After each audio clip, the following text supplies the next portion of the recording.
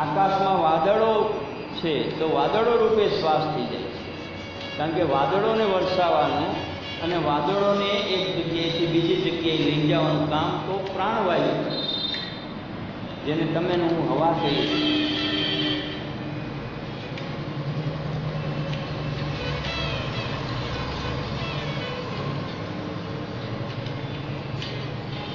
તો બે જગતમાં વસ્તુ એવી પરમાત્માએ બનાવી છે કે એને જે રૂપમાં તમે પરિવર્તિત કરો એ રૂપમાં એ પરિવર્તિત થઈ જાય છે.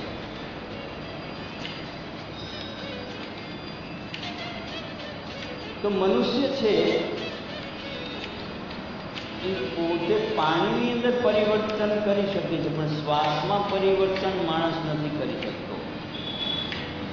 એ મકોડાને શ્વાસ નથી આપતો. એમાં દરેક જીવ સ્વતંત્ર છે. એને કેટલો શ્વાસ લેવો, કેમ શ્વાસ લેવો.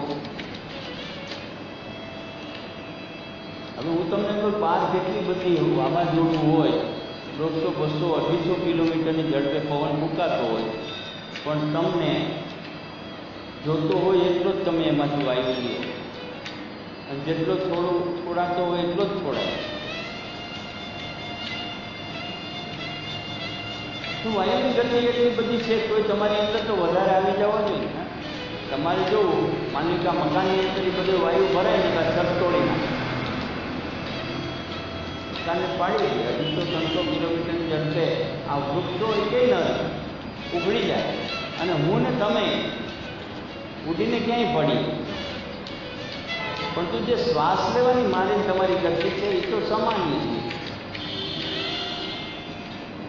અને સાવ ધીમો ધીમો પવન આવતો હોય તો પણ મારી તમારી શ્વાસ ખેંચવાની જે ગતિ છે એ જરૂરિયાત મુજબ જ ચાલતી હોય. ભાગ્યે જ એવું બને કે શ્વાસ તમને ઓછો મળતો હોય એવું લાગે.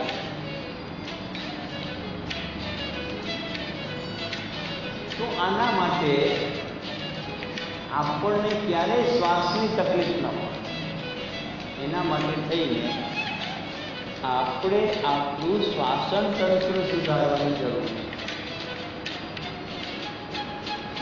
અને દરેક રોગનું મુખ્ય કારણ જે છે ને તે આપણો પોતાનો શ્વાસ,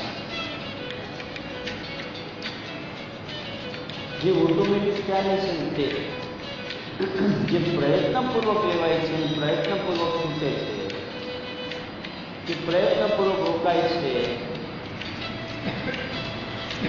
એ તો તમારા શરીરની અશુદ્ધિઓનો નાશ કરે. પરંતુ જે ઓટોમેટિક શ્વાસ ચાલે એ શ્વાસ તમને સુખ પણ આપી શકે છે, દુઃખ પણ આપી શકે છે, મનને ચલિત પણ કરી શકે છે, મનને વિચલિત પણ કરી શકે છે, અને મનને સ્થિર પણ કરી શકે છે. જેમ હમણાં મેં કીધું ને કે સુખ દુઃખ એ મનનું કારણ છે. એ આવે છે મનમાં, જાય છે મનમાંથી, પણ એના ઘા હૃદયમાં લાગે. એટલે કવિએ બહુ સરસ મજાનું લખ્યું છે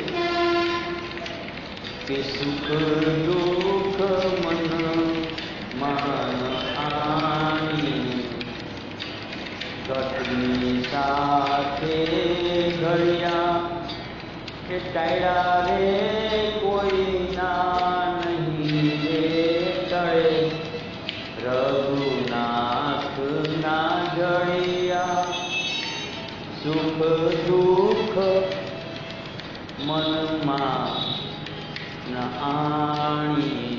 સુખ અને દુઃખ મનમાં લઈ આવવાની વસ્તુ નથી, પણ એ મનમાં પહેલા આવે છે.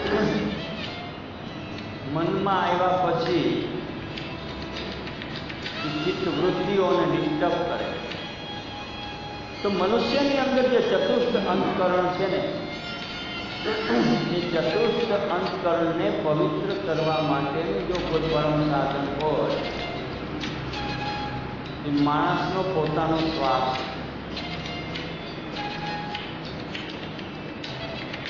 આ પરમ સાધન છે. આ સાધન પરમાત્માએ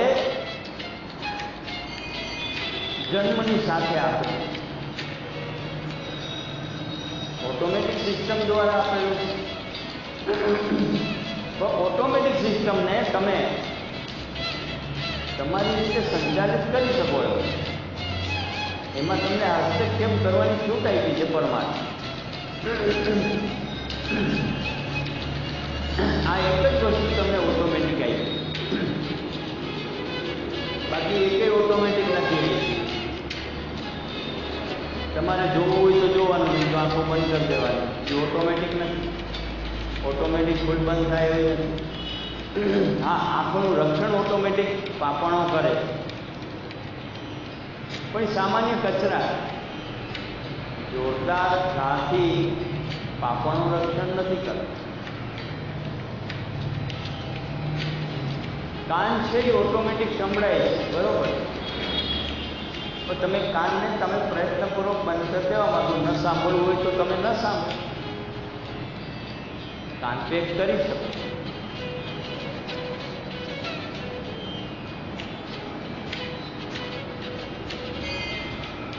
પરંતુ શ્વાસ છે ને એ તમે લ્યો ન લ્યો તો એની મેળે આવ્યા જ કરે, એની મેળે ગયા જ કરે. એને તમે 2 મિનિટથી વધારે હવા રોકી પણ નથી શકતા. કારણ કે બીજા બધાને તમે બંધ કરો ને તો બીજું કંઈ પ્રોબ્લેમ નથી થતો. ન સાંભળવું હોય તો કાન બંધ કરી શકાય, તો એ સિવાય બીજી કોઈ નુકસાની નથી થતી. ન બોલવું હોય તો જીભ બંધ રખાય, મોઢું બંધ રખાય, એમાં કોઈ બીજી કોઈ નુકસાની નથી થતી. ન જોવું હોય તો આંખો બંધ કરી શકાય, એમાં કોઈ એવી બધી મોટી નુકસાની નથી થતી.